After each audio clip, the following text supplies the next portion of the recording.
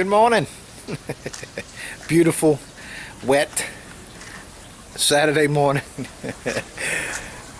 I hope y'all doing good. I noticed the time of the year it's so hot. It's really hard to keep up with things on the homestead at times, but I still got a lot to do. I mean, having a homestead keeps you busy, you know, but it's a good busy. But I want to encourage you guys today about something. You know, I guess because of the fact that we do a lot of, well, my wife does. She makes a lot of smoothies for us, and so we always purchase in fruit, and even frozen fruit we purchase. But we have been noticing that it's getting harder and harder and harder to get fruit. And this is well, where we at in our little town, the Walmart is having less and less fruit in the store. And so I want to come on here to encourage you now to get started to growing your own fruit, okay? And that's something I'm doing here in my homestead. I don't get enough fruit yet where I don't have to go buy it. The only fruit that I don't have to buy is blackberries, and then this year we didn't have to buy peaches, and we don't have to buy. I won't have to buy bananas. We do buy bananas from time to time, but we've had a little change in how I'm growing my bananas and how many we're going to grow, and we know how much I need for the year. And we could freeze the bananas because we just basically take them, chop them up, and put them in our smoothies anyway. So about 200 bananas. I'm going to shoot for 200 to see how 200 go this year. We'll see how that lasts. But I want to encourage you guys to start growing your own fruit trees. Okay, you got to get started because it takes a few years. Mainly, you could go buy a 2-year-old tree. Most trees that you buy should be about 2 years old. But it's not going to be till they're 4 years old when they're really going to be putting out for you in larger amounts, 4 years and above. So you need to start getting some planted. And they get to be expensive to buy. I get it, but you got to start. You got to start somewhere. Start buying them and plant them along like the edges of your property. Like, for instance, I know a lot of y'all seen this already, but the area in between my driveway and my yard, okay, is 5 feet. It's enough area for you to plant trees or whatever. Like, for instance, I have an area here that I believe it's 20 feet, and I grow my blackberries in here. Now, years ago, I started with one blackberry plant, just one, and then today it covers this whole 20-foot area. Now it's died off because I had my harvest in April, and we have probably right now in the freezer probably about 25 pounds in the freezer because we freeze them. So so by the time next April hits, this is all going to be, you won't even hardly be able to see the wood back there. It's all green, flourishing, and we get full of berries. On each end of my blackberry patch, here and here, I have a plum tree. Now I haven't had plums yet, and I'm hoping this is a plum. This is a Santa Barbara. No, this is a Scarlet Beauty. Okay, it's a self-pollinating plum tree, so I am going to get plums for sure off of this. This plum tree, I forgot the name of it. I think it's a Matheny. and it needs another tree to pollinate with. Now, when I had purchased this, I had purchased another one, a different name, because you got to have different varieties. You can't have the same names. And I had it planted over down there where I have a tree at now, and it had died several years ago. And this tree right now is 4 years old, and I've never got plums because it always needed another plum tree to cross-pollinate. Okay, so I don't know if these two are going to blossom at the same time. If they do, if they blossom at the same time, then I'll get plums off of this one. If they don't, then I'll never get plums off of this, and I'll just get them off of the one here. So I'm hoping that they blossom at the same time, because you know you do have early, mid, and late season fruit where they blossom at different times of the year. Okay, and that's something you want to pay attention to too, because you know, like for instance, my peach tree. I had peaches already in April and March. Okay, so if there's another variety that would grow or blossom for the fall, then I want to get me one so that I can have peaches in the fall. Let's see something. I have one here. It doesn't say.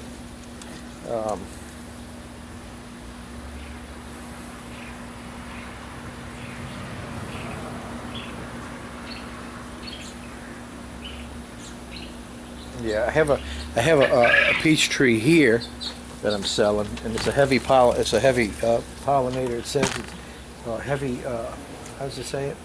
It's a heavy bearing self-pollinator. It's a disease-resistant variety. It's something that was how do they say it here? It was developed in LSU in Baton Rouge, about an hour from me. So this tree was developed there, and I got this for sale. Now I might be planting me another peach tree anyway, and well, I'm gonna be in the search for a peach tree that puts fruit out in the fall, so that way I'll have my peaches in the spring and I'll have peaches in the fall. So the same thing with other things like the citrus. You know, I have some mandarins. I got some lemons. You can get lemons that put out like these are apparently going to be for the fall. Okay, both of these. So I need to find me some that put out in the spring, you know, so that I can have lemons and have mandarins, you know, basically most of the year. Okay, and even if they do have some that do it in the mid. So now I don't have all the room to do all that here, but when we do move and get our acreage, that's exactly what I'm going to be doing. I'm going to be searching out, and I'm going to be planting early, mid, and late season crops, fruit trees, so that I can have fruit all year long. Same thing with the bushes. I'm getting, you know, as far as mulberries and blueberries, the blackberries, strawberries, all that stuff, all the berries, you know, and there's many other berries, huckleberries, those other berries I'm going to be getting. And I'm starting to put together a front yard edible garden where I'm going to have many bush berries on bushes in my front yard, and I'm going to have some flowers and that you can eat, and that are medicinal, and where you can make teas and just different things like that. So I have plenty of room in my front yard to get that going, and I'm going to get it going. I kind of was hesitant because we plan on moving soon, but you know, if it's 2 years for a move, I'm not going to sit here and not do that because I'm going to wait for 2 years. No, I'm going to do what I got to do now, and because these bushes don't take 4 years. These bushes are going to take, you know, you could buy a bush that's 2 years old, and the following year it's going to start putting out fruit for you. Okay, and yeah, the fourth year, yeah, it's going to put out a whole lot more. And But you got to get it going, guys. I just want to encourage you guys to start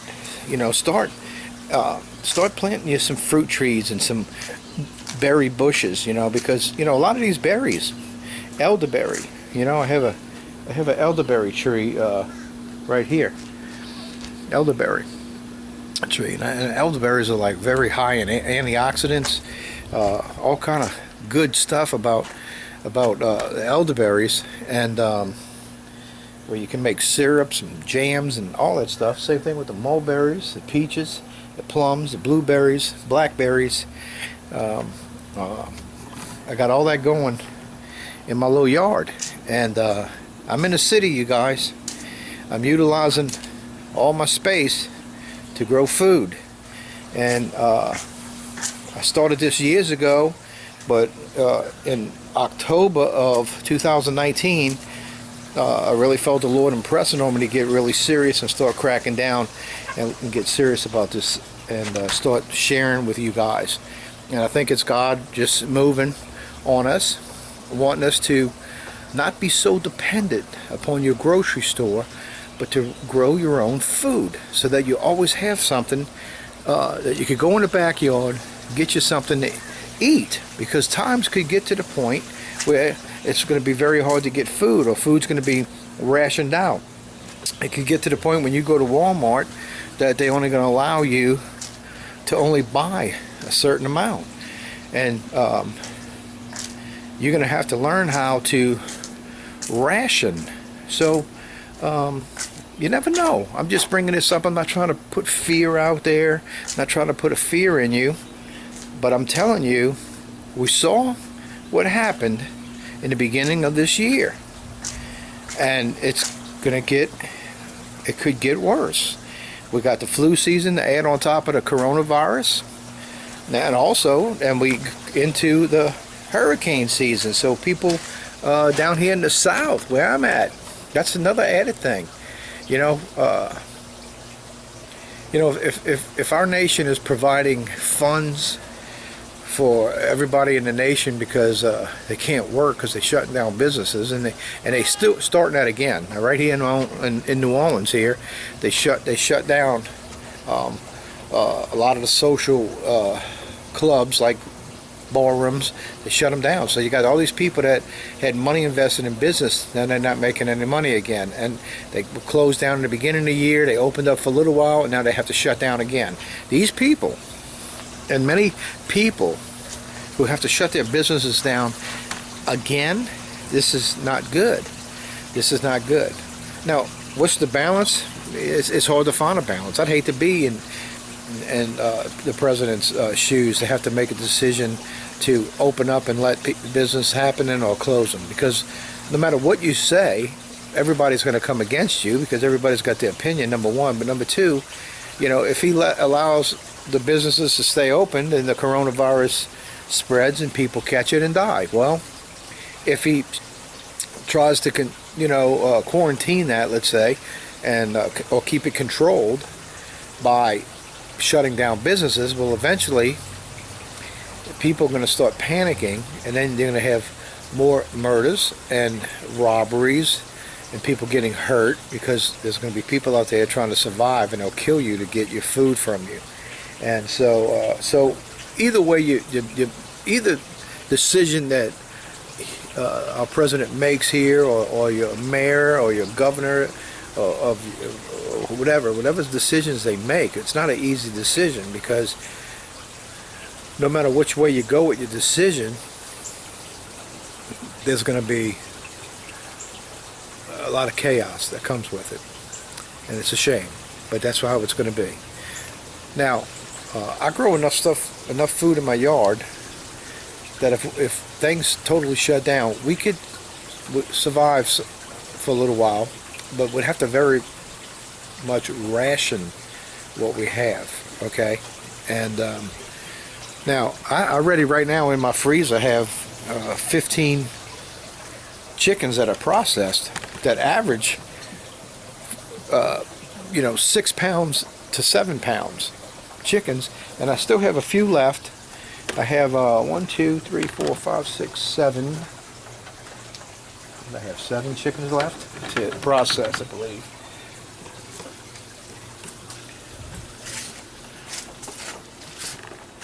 One, two, three, four, 5, 6, 7, 8, 9. I got 10. Sorry, I got 10. I got 10 meat chickens left that I'm probably process this week. And so I was just making room in my freezer so I could be able to. Last time I only did 5 of them, and I might only do 5 this week and 5 the next week. You know what I mean? I don't know. 10 of them takes a whole day to do. I done 10 the first day, and it was a lot for me. So anyway, so I, praise God, I have some meat in my freezer now. If power goes out for any long periods of time, I could lose that meat. You say, well, you need a generator. Yeah, I do. And also, you need gas to run the generator. And all this stuff could be hard to get, and they are getting harder and harder to get. The gas is not hard to get, but if people quit working, the money's hard to get, and they're going to be buying less gas. They're going to be buying less of everything because the money's going to be scarce. So it's time to prepare, me guys. Don't let this keep going by and thinking everything's going to be okay. Okay? Everything's not going to be okay. Not if they're starting to shut businesses down again. You really think people can survive not working? And then if the government doesn't give out another stimulus and take care of the people, you think they're going to that's not going to cause some major problems? Or it's going to cause some major problems. The only way it won't is if the government would supply for us. Now, I remember hearing a few years ago that our nation was in debt, trillions and trillions of dollars. And so then I wonder where they get all the money to do this, and if people are not working, then taxes ain't being paid, and so the government is not bringing in money, because that's how they bring in money, the taxes, and off of your income, property tax, and if all that stops, then eventually they're going to get to the point where they're going to run out of money to give out so that we can continue to keep surviving until this coronavirus ends or whatever comes to a climax. So I want to encourage you guys, start growing food. Get you some trees. Get your trees in the ground. No telling how long this is going to go on. And even if it isn't a long time to go on, you still want to have fruit trees. You still want to grow your own food. You want to have food that is good for you, because you see, we depended on the food we buy from the store, and you know what? They spraying it with all kind of stuff, you guys, that you're taking in your bodies. And this is why in our nation we have so many sick people. But then you turn around and say, yeah, but we have, in the whole world, we got the medicine to help people. Well, that's because it's all tied together. They've been feeding you food that will slowly, after years and years, start causing problems in your bodies, and then they'll turn around and sell the medicine that you have to start taking for the rest of your life. Okay. To stay alive. So can't see how they giving you the food that's going to make you sick, and then they're going to give you the medicine to try to make you well. And if you know people, not many people get well. Okay, people do get well, but a lot of people just have to keep on taking medicine and live with their problem, their disease, whatever they have, until they die. Okay, and I believe there's healing in food. I believe there's healing in the Lord, and that He's provided us food to bring healing to our bodies. And you're not going to get it at Walmart. You're not going to get it even at Whole Foods. Whole Foods might have some of it, but you know, you've heard that they caught people selling to Whole Foods, doing stuff they weren't supposed to do to the food. So you don't really know what's going on in the food, even though it might say Whole Foods. You don't know. Even if you go buy from a farmer off the side of the road, you still don't know what they did to their food. You know, because to them, a dollar is more important to them than your life. And so you don't know what they're putting in the food. I don't know what they're putting in the food. I want to grow my own food. I know what I'm putting in my food. I know that I don't have no harmful chemicals at all on any of my food. And that when we eat our food, it's good for us. It has nothing in it that's going to harm our bodies. You understand? And that's what you need. That brings a peace of mind. And that's what we need. We need peace of mind. Because, you know, thinking that you're going to get sick. See, I got a son-in-law that's got cancer right now. And my son-in-law, out of everybody I know, he ate the most healthiest from everybody I know. He juiced carrots and fruit and all stuff. He juiced every day. Excuse me. He ate good every day. He wouldn't eat anything that was processed. He ate all natural foods. They live going to Whole Foods. I'm telling you. And out of all the family members, he's the one that came down with cancer. It's fighting for his life. And he told me he ain't getting into eating like that again. And I'm like, well, Glenn, you know, you need to, but you need to grow your own food. Because you see, you're thinking, just because it's coming from Whole Foods, that it's this perfect food. Everybody needs to save their food from the pest. They need to make their food big and beautiful looking so that it sells. Because look, even in Whole Foods, I go walking in there and I look at their tomatoes and I'm thinking, how do they get the tomatoes to look so beautiful? We eat tomatoes all the time. They don't look nearly as beautiful as that. They're nice looking, but when I pick them all, they all ain't the same size. You go in the store, all the bell peppers are the same size, all the tomatoes are the same size, all the cucumbers are the same size. Like what la la land are they growing this in? Because in reality, all my tomatoes are different sizes, different shapes, look different. All my cucumbers grow different sizes than each other, get fatter, skinnier, longer, shorter. My bell peppers never have any of the same size. That just seems strange to me when I go into the store, even Whole Foods. I'm sorry, you guys. Maybe I mean, out of all the places to go buy food, that would probably be your best place to go. But still, you do not know what they're doing to your food. And so you need to take control of your life, grow some food, start growing your own food.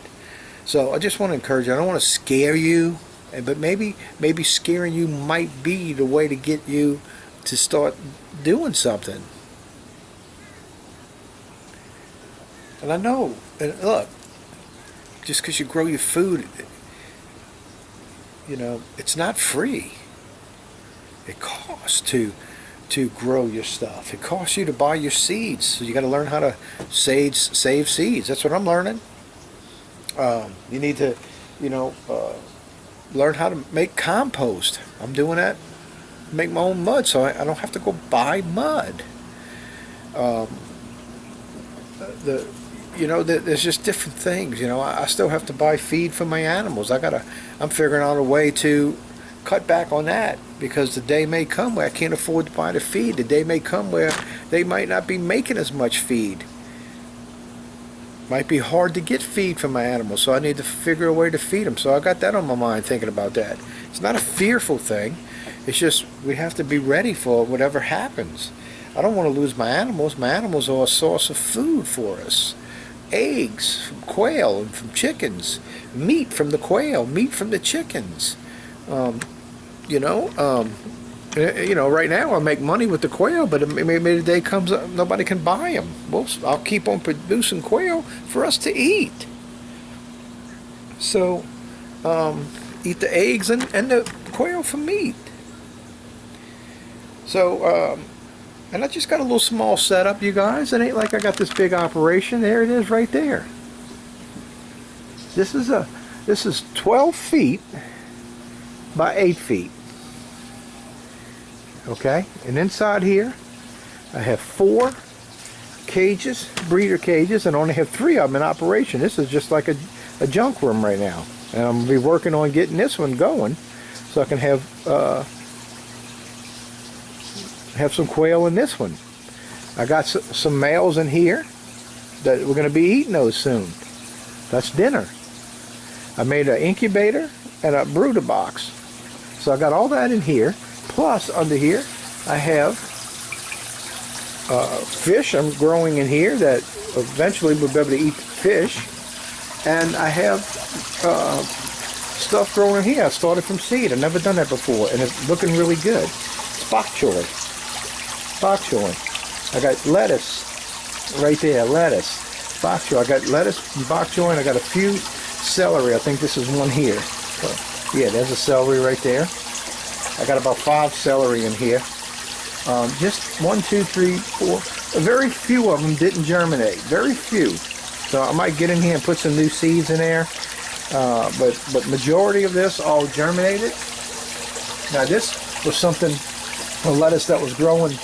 It was growing in one of my beds. So I put it in here, and it's taken off. So I need to chop that top piece off so that it can grow a little thicker.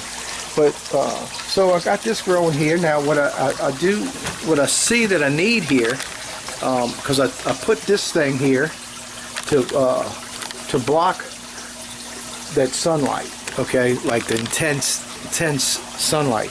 But I am going to take and I'm going to get me a grow light that I'm going to be hanging right here, so that they can still get some light, but they won't get the heat. Okay, the heat is what's going to cause them to bolt on me.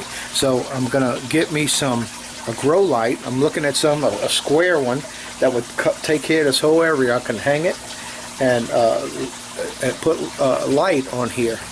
And so that's one of the things I'm going to be doing soon. Purchasing a grow light for there. So because I know I need it. Right now it's basically doesn't get hardly any sun at all, and it needs some sun. And it's at the stage right now that it really needs some sun, but it doesn't need the heat. And that's what I'm doing right now. I'm trying to keep the heat away from it, because I don't want this stuff to just grow and start bolting on me. I want to try to make it last. So this is an experiment for me to try to grow greens in the middle of the heat, in the middle of the summer here. And I'm doing it by keeping my water cool, keeping the sun off the water, because the water is what's going through the system here. And my water is pretty cool. It's real cool. So it's keeping the plants cool. So if I keep the sun off of it, I can keep this cool and probably grow this. But it does need light. So I'm fixing to purchase a grow light that I'm going to hang here. And when I get it and it comes in, I'll install it and I'll show you guys what I'm doing here. Alright. So that's what's going on. Just want to encourage you guys to get to start growing some things. You know, you could grow stuff inside. You know, you can. You get you some grow lights and some shelves, set them up, and you can grow you some stuff inside. There's numerous of ways to grow food, but you need to start somewhere. You need to start trying. I just want to encourage you to get it going. Quit being dependent upon the Walmart and your grocery stores. Yeah, I'm still dependent on them. You know, I'm not sitting here telling you to not be dependent, and then you know, I'm not trying to tell you that I'm not dependent on it. That I'm that I'm independent here. I'm self-sufficient here. I'm not, but I'm on my way to it. It takes time. It takes a lot of time. It takes a lot of work. It takes a lot of risk. It takes a lot of trying things for the first time, and then failing at it and trying it again and tweaking it to learn how to make it work. It takes time to do all that. I tell you, it's easier to start now because it's hard to build a house in the middle of a storm. So like construction companies, they're not going to build a house when the wind's blowing out there and there's a storm going on. No, they're going to build a house on the good sunny days. So I'm trying to encourage you to start growing your food now, before the storm really gets bad. Alright? Okay, we'll see you on the next video. You guys be blessed.